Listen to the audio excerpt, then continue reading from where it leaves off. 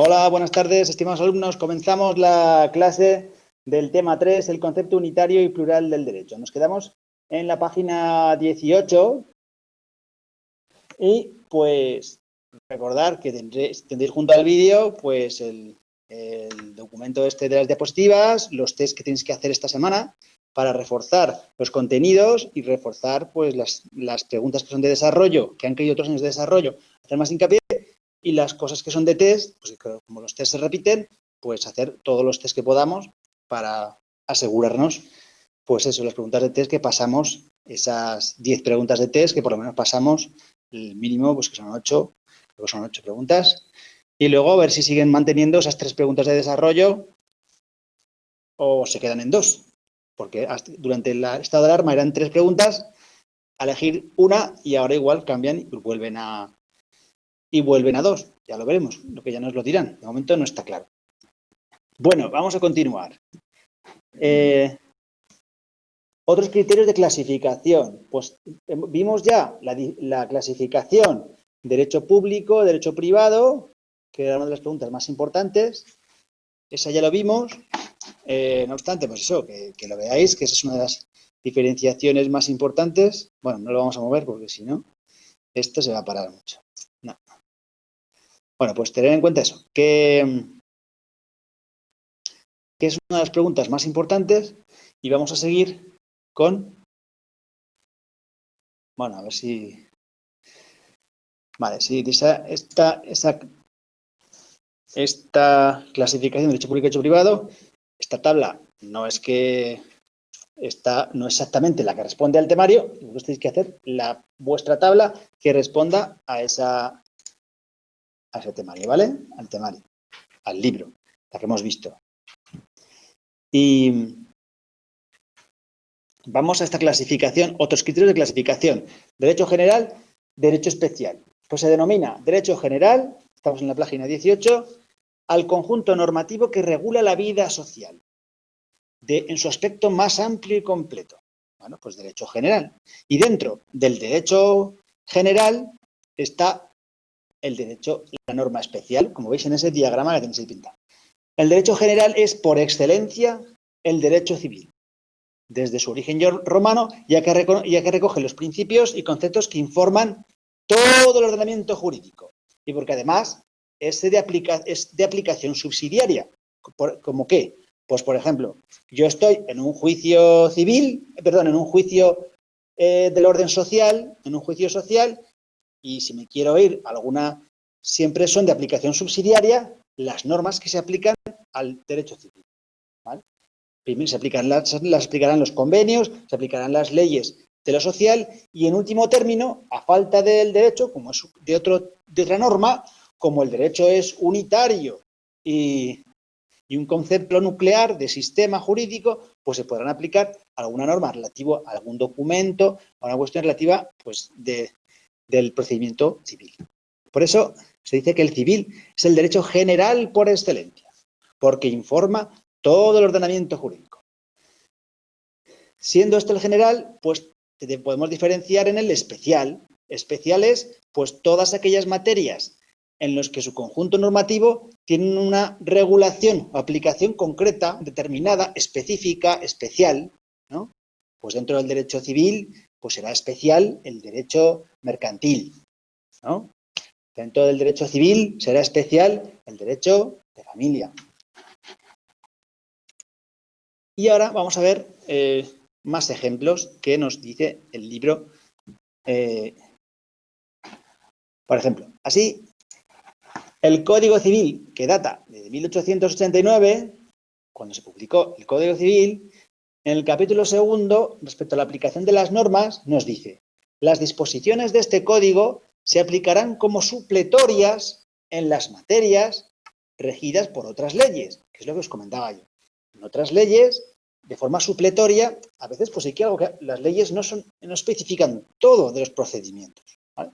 Entonces hay veces que se aplican de forma supletoria a materias regidas en otras leyes. ¿Por qué? Porque el Código Civil es la ley general supletoria en último grado respecto a cualquier norma especial.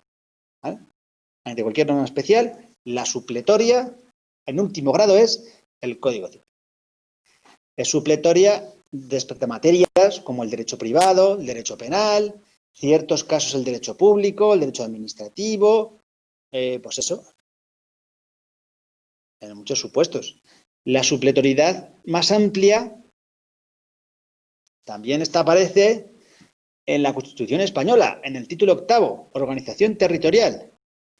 Artículo 149.3, el 148, nos habla de las competencias que podrán acceder las comunidades autónomas y el 149, las competencias exclusivas del Estado.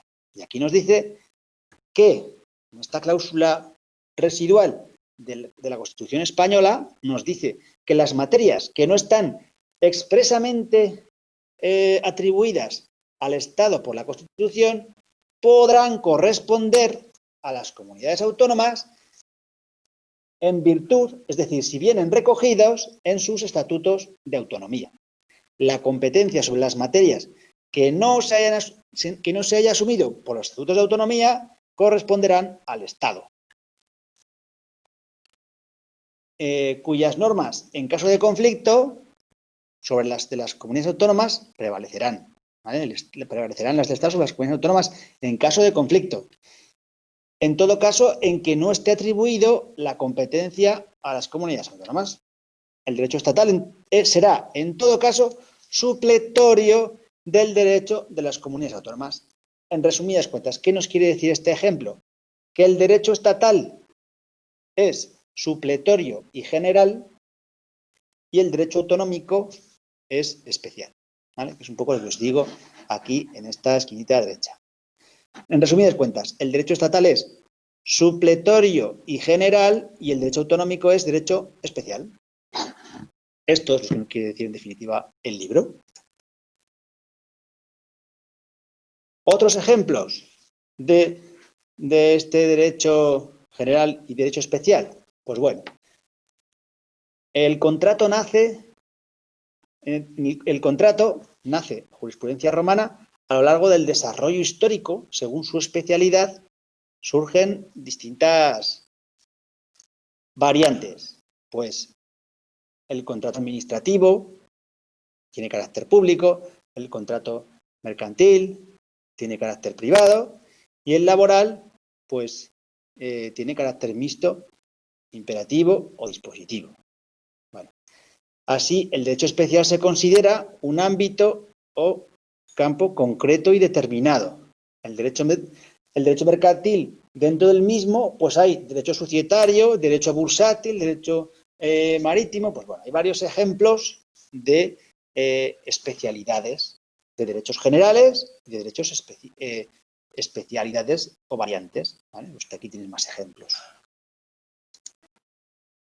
Pero bueno, aquí no ha habido preguntas de test. O sea que, bien, lo sabemos, lo vemos, estamos pendientes de ello, pero pues tenemos que entenderlo, ¿no? Pues que un derecho es general y otro derecho especial. Y que según las materias, pues podemos ver varios ejemplos de este derecho especial y general.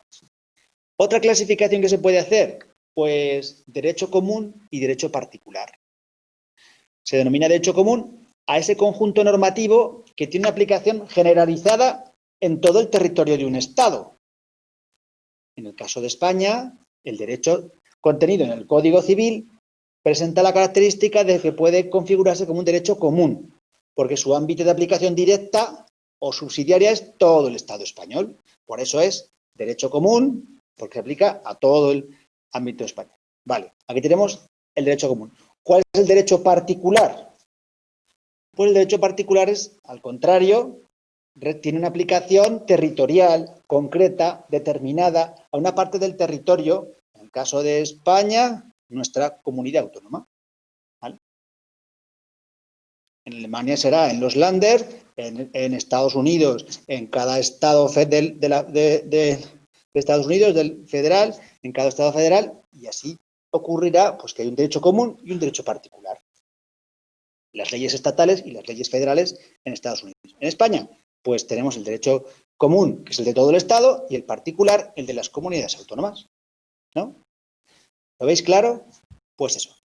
Dicha determinación se suele concretar en España en una comunidad autónoma. Como caso particular, pues se puede distinguir entre derecho foral también, hay una distinción también ahí entre derecho foral, que son derechos históricos, y derecho autonómico, fruto del desarrollo del título octavo, Ordenación Territorial, 8 OT, 8 Ordenación Territorial de la Constitución Española. Pues es un caso particular. Ten en cuenta que el derecho foral viene de fuero, de los fueros, en el caso de Aragón, los fueros de Aragón, el derecho foral de Aragón pues son derechos históricos. Y el derecho autonómico no es fruto de derechos históricos, el derecho autonómico, sino es que es fruto del desarrollo del Estatuto de Autonomía de cada comunidad autónoma. ¿Entendéis la diferenciación? Derecho foral, particular, derechos históricos, derecho autonómico, desarrollo del Estatuto de Autonomía de cada comunidad autónoma, ¿vale? No de sus derechos históricos. Bueno, es otra diferenciación particular que os hace el libro, tampoco evidente es, pero pues, cualquier día pues, puede caer esta diferenciación. La Constitución del 78, en sus disposiciones adicionales, dice, en la primera, dice, la Constitución ampara y respeta los derechos históricos de los territorios forales. La actualización general de dicho régimen foral se llevará a cabo, en su caso, en el marco de la Constitución y de los estatutos de autonomía. Es decir, la actualización del derecho foral de cada territorio histórico tiene que estar dentro del marco constitucional y del desarrollo de cada estatuto de autonomía. Cada estatuto de autonomía se aprueba mediante una ley orgánica del Estado. Entonces, cada comunidad autónoma lo que hace en ese estatuto es ir durante años, ir sacando leyes y desarrollando ese estatuto de autonomía de esa comunidad autónoma. Por eso, el derecho foral se puede actualizar en ese marco, en el marco de la Constitución y el desarrollo de estatutos de autonomía. El Tribunal Constitucional, en 1918, no, eso está, no sé, eso está mal. 1918 no puede ser, porque si la Constitución es del 78, hay algún error. Identifica derechos históricos con foralidad. Debe ser de 1978 o 88, aquí hay un error, ¿vale? Lo cambiáis. Identifica derechos históricos con foralidad. Desde un punto de vista organizativo y de distribución de competencias. Pues bueno, ya veis. Es que los derechos forales tienen su origen en los fueros. En los fueros, en el caso de Aragón, los fueros de Aragón, los fueros del Reino de Aragón, y pues tienen su origen histórico, o sea, su origen histórico. Desde un punto de vista organizativo y de atribución de competencias. Es decir, lo mismo dice el Tribunal Constitucional, dentro del marco de la Constitución, desde un punto de vista de la organización y de las competencias. Es decir, los derechos históricos no van a estar ligados a otro tipo de origen histórico que pueda estar relacionado con el Reino de Aragón, por ejemplo, sino que está relacionado con, desde un punto de vista organizativo y con las competencias que te atribuye la Constitución en el artículo 148 a las que puedes acceder o, pues eso, desde el 148 a las que puedes acceder cuando te constituyes en comunidad autónoma, respetando el 149, que son las competencias exclusivas del Estado, ¿vale? Pero bueno, no es tanto lo que os piden aquí, ¿vale? Simplemente es que identifiquéis los derechos históricos con foralidad, ¿vale? Con los fueros. Uno de los orígenes históricos del reconocimiento de los actuales derechos forales es la promulgación de los decretos de nueva planta. Esto cayó en pregunta de test en febrero de 2018. ¿Qué son los decretos de nueva planta? Pues son un conjunto de decretos promulgados por Felipe V de Borbón, vencedor de la Guerra de Sucesión, por los cuales quedaron abolidas las leyes e instituciones propias del Reino de Valencia, del Reino de Aragón, del Reino de Mallorca, del Principado de Cataluña, que todos eran integrantes de la Corona de Aragón. Es decir, uno de los orígenes, ¿por qué decimos uno? ¿Por qué dice el libro 1? Pues porque que el origen de los derechos, del reconocimiento de derechos forales sea su abolición parece un poco un contrasentido, ¿no? Que el origen de algo sea que se destruye, ¿no? Es un poco, pero bueno, por eso es uno de los orígenes. El otro origen histórico es la propia existencia de los derechos forales, ¿no? Y la preexistencia de ese derecho histórico. Pero bueno, así os lo dice el libro, ¿vale? Que uno de los orígenes del reconocimiento de los actuales derechos forales es que se destruyeron, que fueron abolidos por los decretos de Nueva Plata. Bueno, seguimos. Desde 1959 se produce un proceso de recuperación normativa de esas compilaciones civiles o forales. Es decir, que poco a poco se fue habiendo un proceso a través del cual se fue recuperando esos históricos derechos forales o civiles. En las compilaciones de Vizcaya, de Cataluña, de Baleares, de Galicia, de Aragón, de Navarra. Esto fue pregunta de febrero de 2017. En 1974 se recogen en el depósito histórico de derecho civil de cada territorio un auténtico derecho particular. De cada territorio un auténtico derecho frente al común del Código Civil. Entonces, tenemos esa clasificación. Derecho particular, derechos forales. Derecho común, derecho civil, que se mantiene como derecho supletorio. Es decir, ¿qué significa esto? Pues que en comunidades autónomas donde no existan derechos especiales o forales, se aplicará el derecho civil de forma supletoria, ¿no? Y donde haya este derecho particular, se aplicará pues ese derecho foral. La sensibilidad histórica, respetando el pasado plural del derecho civil, del derecho foral, en nuestro caso, está en el artículo 149. En el artículo 149, donde vienen las competencias exclusivas del Estado. Aquí nos dice que el Estado tiene competencia exclusiva sin perjuicio de la conservación, modificación y desarrollo por las comunidades autónomas de estos derechos civiles, forales o especiales, allí donde existan. En todo caso, las reglas relativas a la aplicación, eficacia, formas de matrimonio, ordenación de registros, bases de obligaciones, normas, determinación de fuentes, con respeto, en este último caso, a las normas de derecho foral o especial. Es decir, que la competencia exclusiva para la legislación civil es del Estado, pero sí con el respeto, sin perjuicio de ese desarrollo que pueden hacer las comunidades autónomas del derecho foral o especial y con respeto a las normas del derecho foral o especial. Es decir, pues el derecho civil pues es el derecho general, el derecho supletorio y el derecho especial es el foral. ¿Vale? Pregunta de test de febrero de 2020. Fijaros, del año pasado. Los derechos forales deben ser considerados como una manifestación de ius singulare, es decir, como un derecho singular, particular, que es lo que estamos estudiando, esa clasificación, y no como un privilegio, no como un privilegio. ¿Cómo es la pregunta de test? La pregunta de test es, pues eso, como veis, deben ser... Vamos a ver. A ver. ¿Qué ocurre ahí? ¿Sí? ¿No? No, no se carga. Uy, ¿qué ocurre aquí? Bueno, vamos a seguir aquí.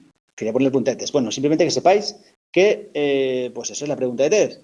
Deben ser considerados como una manifestación del ius singular, no como un privilegio. No es un privilegio, porque a veces no lo es. Es una opción.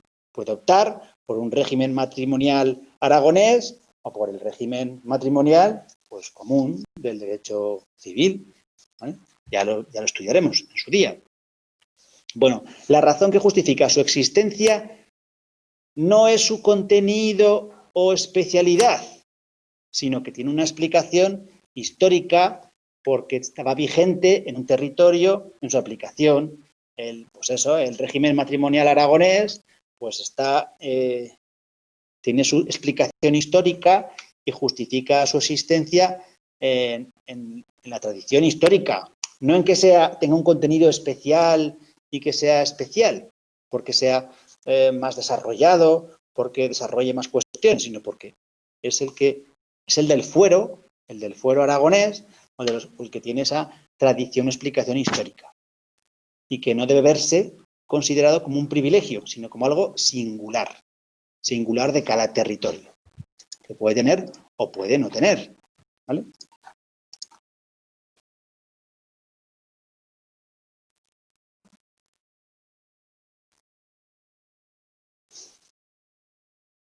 Pues eso, derecho supletorio, derecho común, derecho especial. También tenemos en la ley 1/1973 de la compilación de Navarra, en el artículo 6, dice: el Código Civil y las leyes generales de España serán derecho supletorio. Pues más claro no te lo puedo decir. De esta compilación y de la tradición jurídica navarra expresada en la ley. Así pues vemos que el derecho autonómico es distinto del foral. El derecho autonómico es distinto del foral. ¿Por qué? Por lo que hemos dicho antes. El derecho autonómico es el que es fruto del desarrollo de una ley orgánica que se llama Estatuto de Autonomía de Aragón, Estatuto de Autonomía de Valencia, Estatuto de Autonomía de Cataluña. El derecho autonómico es desarrollo de una ley autonómica. Y el derecho foral es fruto de una tradición histórica, de unos fueros, de una comunidad autónoma que está relacionado con su historia, ¿no? Como decimos, el derecho autonómico es el legislado en sus asambleas. Otra nota diferenciadora. El derecho autonómico es el legislado en las asambleas, en las Cortes, en el Parlamento de Cataluña, en las Cortes aragonesas, pues en la asamblea de cada comunidad autónoma, según establecido en el artículo 143. Nos dice el 143.1 que el ejercicio del derecho a la autonomía pues puede ser autonomía, pues aquellas provincias limítrofe con características históricas y culturales comunes, los territorios insulares, las provincias de cada entidad histórica pueden acceder a su autogobierno y constituirse en comunidades autónomas con arreglo a lo previsto en este título y en sus respectivos estatutos. Queda así definido el estado de las autonomías, de las 17 autonomías, con un parlamento, con un legislativo, un poder legislativo propio, el Parlamento, las Cortes aragonesas o las Cortes valencianas. Y en ese artículo 148 lo que aparece es una serie de materias que podrán asumir, competencias que podrán asumir las comunidades autónomas. En el 148 te dice las competencias que puedes elegir. Es un menú de competencias en las que puedes elegir sin tocar el marco de las exclusivas del Estado. Entonces tienes ahí un menú de competencias que puedes elegir y puedes ir desarrollando en distintas reformas de tus estatutos de autonomía de tu comunidad autónoma. ¿Sí? Por eso, las comunidades autónomas desarrollan dentro del marco de la Constitución española y según lo dispuesto en el Estatuto de Autonomía, pues su derecho particular, el derecho autonómico, que responde a contenidos de derecho administrativo y el derecho foral a materias de derecho civil. ¿Lo veis? Pues ya tenemos otra distinción más entre derecho autonómico y derecho foral. El derecho autonómico es fruto de la Asamblea Legislativa, se deriva del Estatuto de Autonomía, es un derecho particular. Y el derecho foral es, pues, un derecho particular, un derecho administrativo, cuando el foral lo que hace está reservado a materias de derecho civil. Aquí podríamos hacer una tabla en que se distinguiera, pues, derecho foral y derecho autonómico. En derecho autonomal, ¿qué pondríamos? Pondríamos su origen histórico, ¿verdad? Histórico. En el autonómico pondríamos que su origen es, pues, el Estatuto de Autonomía. Eso es su origen, ¿verdad? Estatuto de Autonomía, ¿vale? Aquí podríamos hacer origen. Origen, ¿vale? Histórico, derecho autonómico. El derecho autonómico es legislado por sus asambleas. Asambleas. ¿Vale? El derecho es particular. El derecho autonómico es particular. Particular. Y el derecho foral es, pues, histórico. Tiene un origen histórico. Histórico y singular, ¿verdad? ¿Qué era singular? Singular. Otra diferenciación más. Y en cuanto al contenido, ¿cómo diferenciamos el contenido?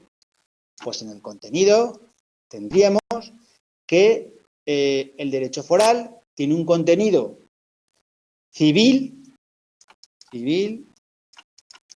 ¿y qué contenido tiene el derecho autonómico? Pues tiene un contenido administrativo.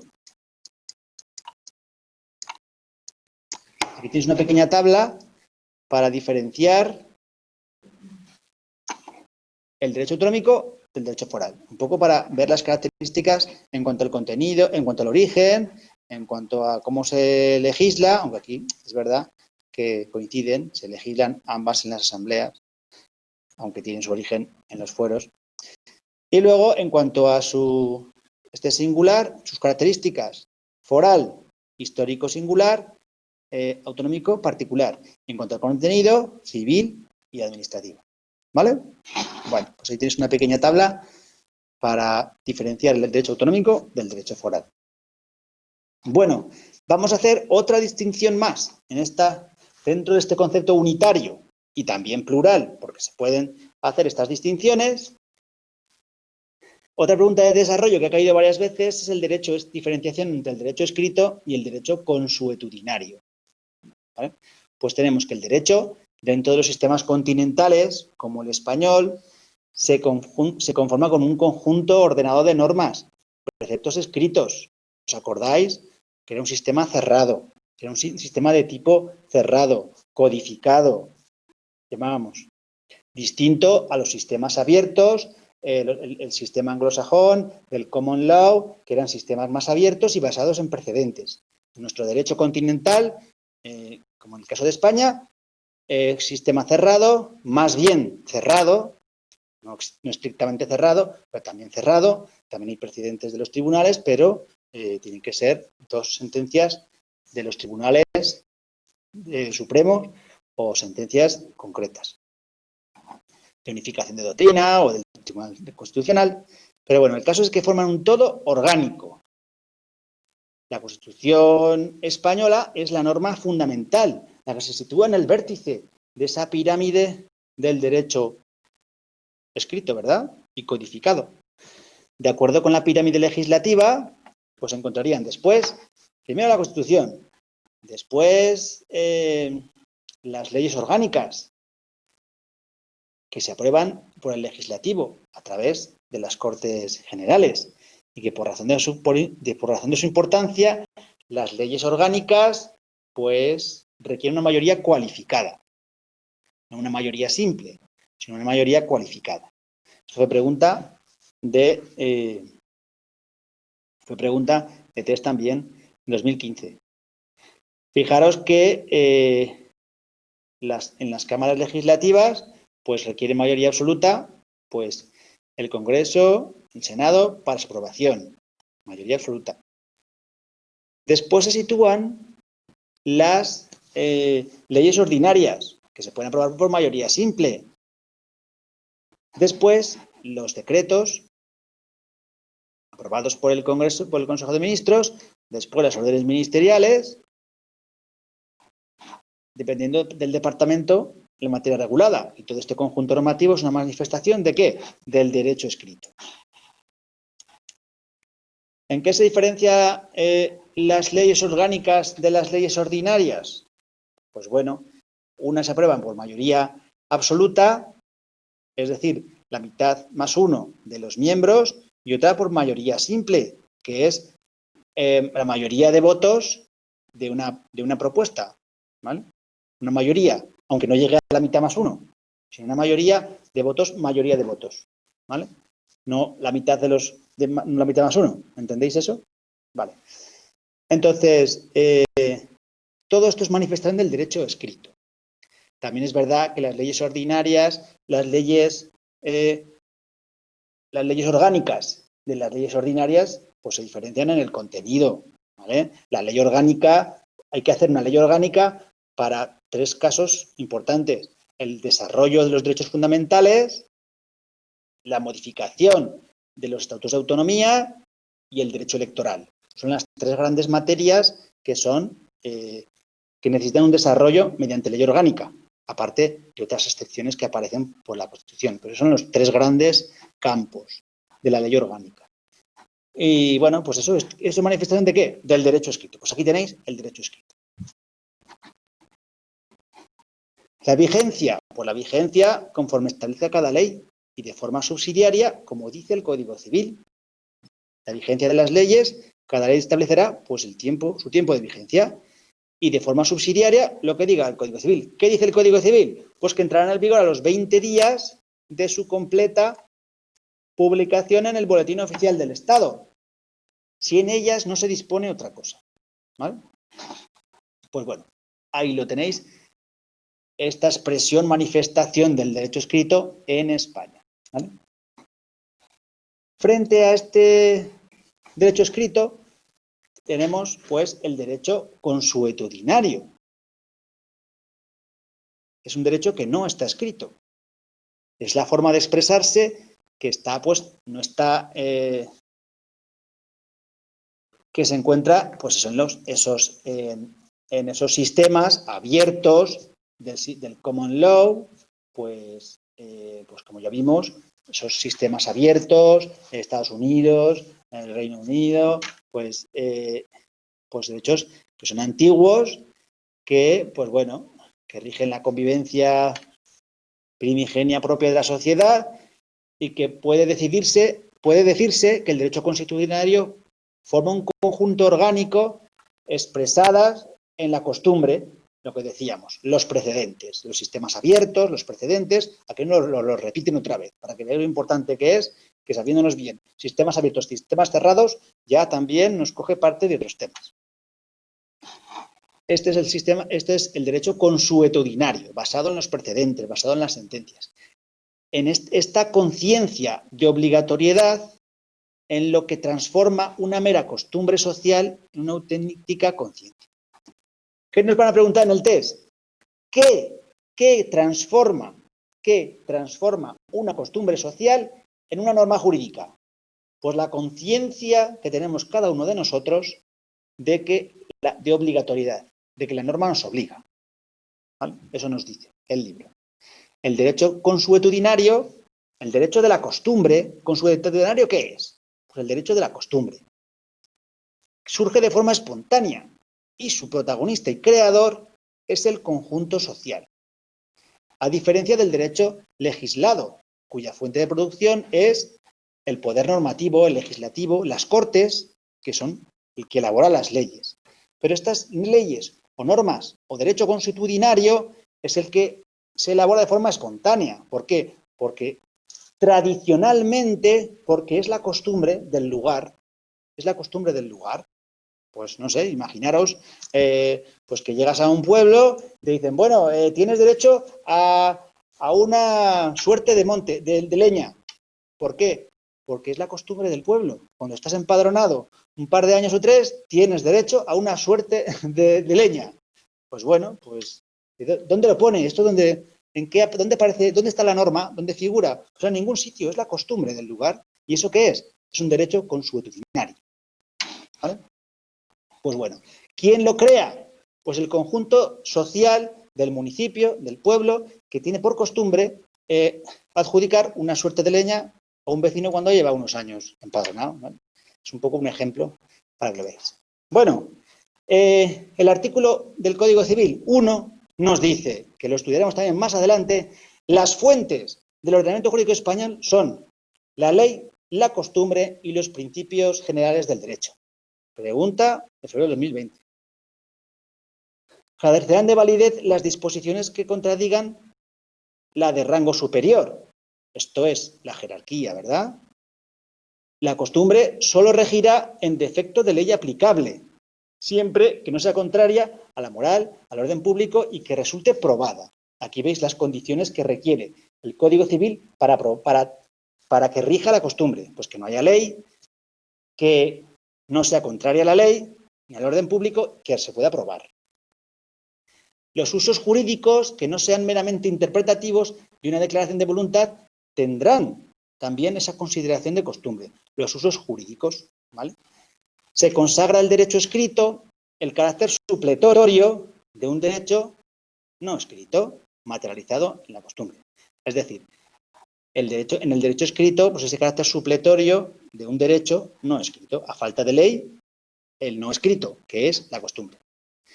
Es decir, ley, costumbre y principios generales del derecho. Esas es las fuentes del ordenamiento jurídico y bueno, y ahí lo tenéis. Ley, costumbre y usos, ¿vale? Ahí lo veis. En la aplicación del derecho escrito, pues rige el principio iura novit curia. ¿Qué significa iura novit curia? Pues que el juez conoce el derecho. Porque no es necesario conocer el derecho, porque no es necesario probarlo, sino que basta invocarlo. Si el derecho existe, el juez lo conoce. Si el juez lo conoce, yo, que soy el particular, puedo invocarlo, no necesito probarlo, el derecho, porque el juez lo conoce. Ese es el principio del derecho iura novit curia.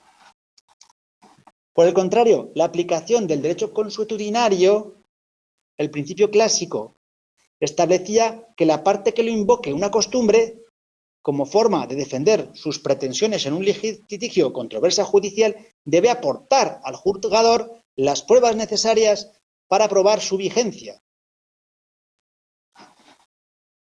Dice la ley de enjuiciamiento civil, salvo si la otra parte no se opone, ¿vale?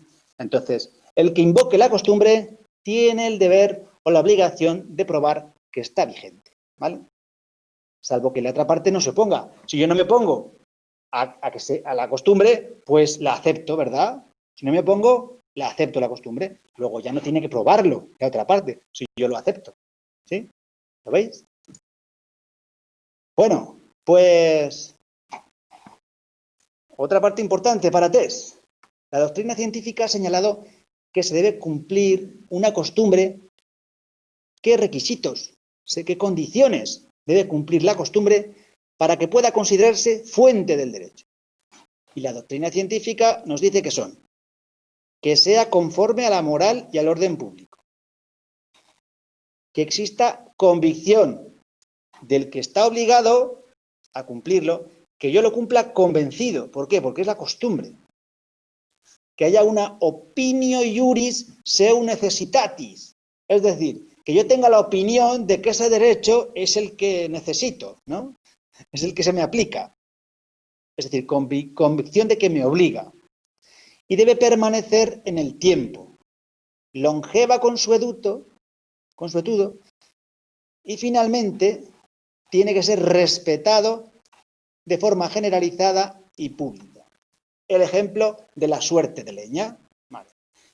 ¿Es una costumbre que me repartan una suerte, que me corresponda una suerte de leña? ¿Es conforme a la moral? Sí. ¿Es conforme al orden público? Pues sí. Mientras no sea un árbol protegido, pues no hay problema. ¿Existe la convicción del pueblo y mía mismo de que me corresponde a mí esa suerte de leña? Pues sí, si dice la gente, si el pueblo dice que te da una suerte de leña, pues estoy convencido, ¿sí? Y debe permanecer en el tiempo y ser respetada por todo el mundo. Efectivamente, todo el mundo sabe que te corresponde una suerte de leña. ¿Por qué? Porque se ha hecho así toda la vida. ¿Por qué me corresponde? Porque se ha hecho así toda la vida. Luego, hay esa permanencia en el tiempo. Efectivamente, es una costumbre de un pueblo, pues dar esas suertes de leña, porque se cumplen todas las condiciones de la doctrina científica de que la costumbre pueda ser una fuente del derecho y que yo pueda tener ese derecho. Y ahora vemos que atendiendo a las relaciones, ahora ¿puede haber conflicto entre la costumbre y la ley? Pues sí, podemos clasificar esa relación entre el derecho escrito y el no escrito. Y esto ha caído en test muchísimas ocasiones. Tenéis que saberlo de memoria. De memoria.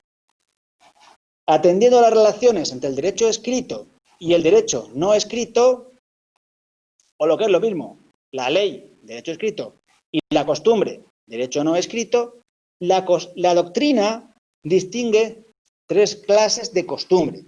Por supuesto, lo tenemos en latín para que veamos que su origen es, como sabéis, el derecho romano, el corpus juris y toda la legislación romana, pues que hemos heredado nuestra cultura europea. Pues veis, tres clases de costumbre. La costumbre puede ser tres clases en relación a ¿qué? A la ley, a la legem. Entonces tenemos la costumbre secundum legem, es decir, de conformidad con la ley, ¿vale? Una costumbre que es conforme a la ley, que este es el que el Código Civil nos dice que se considera fuente, se considera fuente cuando la costumbre es según un legem, según la ley, por eso os he puesto de aquí, Código Civil, y tenemos la costumbre prater legem, es decir, al margen de la ley, que cayó el año pasado, fijaros, en junio de 2020, en el examen total, porque aquí se puede considerar fuente porque está al margen de la ley y puede servir de fuente. Y también tenemos la otra, la costumbre contra legem, contra ley. Cuando una costumbre va contra la ley. Entonces, ¿cuál prima? Si la costumbre es contra ley, ¿la costumbre o la ley? Pues según el Código Civil sería la ley, ¿no? Porque la ley no puede ir contra, la costumbre no puede ir contra la ley para que se considere fuente. Puede estar al margen sí que puede ser fuente, pero contra la ley no. Pero la compilación navarra acepta excepcionalmente que para Navarra, no para todos, para Navarra sí que lo sea. Es una excepción que cayó en febrero de 2013, hace mucho que cayó. Pero tenéis que conocer las tres. Secundum legem, de conformidad con la ley. Prater legem es la que nos puede dar un poco más error porque no nos dice prater y al margen nos puede costar un poco identificarlo. Pero si solamente hay secundum legem es según la ley, contra legem es contra la ley, pues la otra, prater legem, es al margen de la ley. Pero como os pueden poner varias otras, pues identificar prater legem con al margen de la ley, ¿vale? Esto es pregunta de test, pues muy posible de cualquier tipo de examen. Y por último, no, por casi último, tenemos, pues como veis, pues lo que estábamos hablando, la Ley Foral de Navarra, en su artículo 2, pues nos habla de la apelación de fuentes para Navarra y la costumbre, nos dice que la costumbre establecida por la Real Sociedad de Navarra, que la costumbre establecida y asentada en la Realidad Social de Navarra, aunque sea contra la ley, prevalece sobre el derecho escrito de Navarra. No todo, sino en Navarra. Siempre que no se oponga a la moral, al orden público y a la costumbre. Es decir, desarbola un poco la estructura de las fuentes que hemos visto del Código Civil, ¿vale? Pero bueno, es un supuesto excepcional que cayó en un examen de test de 2013. Y con esto, pues hemos terminado el tema de hoy, casi sobre la hora. Y bueno, pues eso, lo veis. Esta es la segunda parte del concepto unitario y plural del derecho, del tema 3. Revisar sobre todo, ¿qué es lo que me tengo que estudiar de este tema? Pues sobre todo las preguntas de desarrollo que han caído estos años. Derecho escrito, derecho constitucionario. Lo tenéis ahí especificado. Distinguir derechos forales de derechos autonómicos. ¿Qué más es interesante? Derecho común, derecho particular. Esto es derecho foral, derecho autonómico, derecho estatal. Tenéis que diferenciar, pues, muy bien derecho público de derecho privado. Eso es importantísimo. La diferenciación, derecho público, superioridad, derecho público, imperativo, derecho privado, dispositivo y subsidiario. Eso de memoria, ¿vale? Derecho público, derecho privado, ¿vale? Tablita. Os podéis hacer, pues eso, superioridad e imperativo, ¿vale? Y luego, pues eso, el otro, dispositivo y subsidiario, ¿vale? Haceroslo en una tabla y que os quede muy claro. La diferencia, pues el interés de la cosa pública, de la res pública, la diferencia entre el derecho público y el derecho privado. Eso es lo que tenéis que tener en cuenta. Es la principal bipartición histórica del derecho público, derecho privado. Tenerlo muy claro. El resto del tema, pues básicamente el concepto del derecho, pues también ha caído varios años. Bueno, aquí, pues eso, que podéis desarrollar un poco el concepto del derecho, el concepto de ley y su relación con el concepto del derecho. Bueno, pues esto lo miráis, volveremos, que lo repasaremos otra vez para que os quede muy claro. ¿Qué más es interesante de este tema? Pues básicamente eso es lo que estamos comentando. El mito del carro alado, del diálogo Fedro, pues bueno, por mucho que nos guste, pues no ha caído nunca. O sea que tampoco es que sea demasiado importante. El digesto, recopilado por el mandato del emperador Justiniano, eso grabároslo a fuego, que todos los años cae el Corpus Juris. Lo traeremos un tomo del Corpus Juris para que lo veáis en la segunda vuelta. Y bueno, pues es que el concepto de unidad y unicidad del derecho. Esto es la coherencia, la plenitud. Pues son dos cosas muy importantes que esos rasgos del ordenamiento jurídico no los dejéis, que son importantes, revisarlos. Os tenéis que ver el vídeo anterior a este tema para repasar. Os veis estos dos vídeos y podéis, pues eso, conocer todo el tema y darle una buena vuelta y fijar conocimientos. Después, ¿qué hacéis? Cogéis los test de otros años, que os tenéis, pues aquí con el vídeo os envié. Están en la descripción del vídeo. Pues los hacéis y os lo miráis. Así que con esto hemos terminado la clase. Muchas gracias y nos vemos en la próxima clase, que veremos el tema 4, si es posible. Muchas gracias a María, Juan Ángel, María Ángeles. Nos vemos en el